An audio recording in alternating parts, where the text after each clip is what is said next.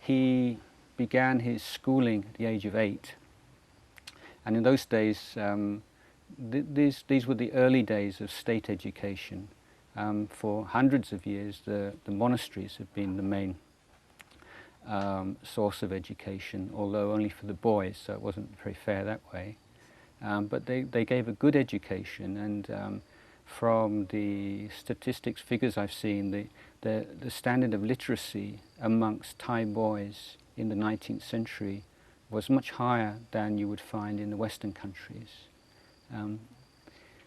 So they would get both an academic and a moral education. That changed in the late 19th century with the modernization of the country under the fifth king.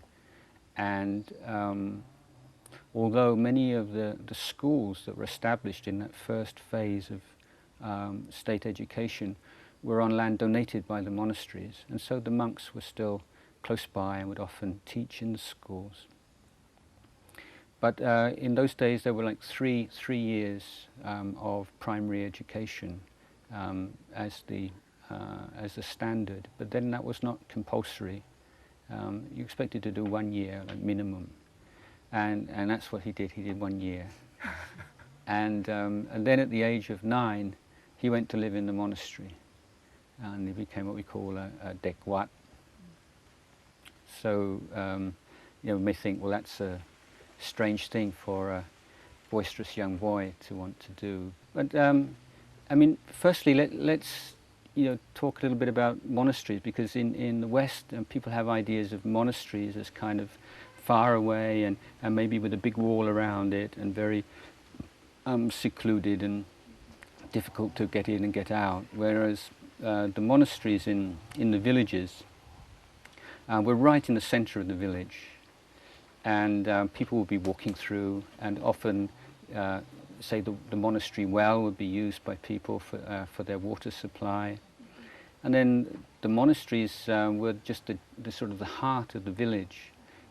They'd be like a hostel. If somebody was traveling through, they'd spend the night at the monastery. They're like the hospital.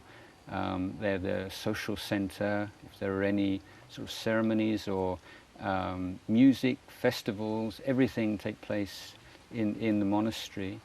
It was the intellectual center of the monastery. Also, many of the monks would have various skills. They were craftsmen of various kinds. The monastery also had the spiritual authority in the village, and they would be consulted by the head man of the village and any important developments, things happening in the village.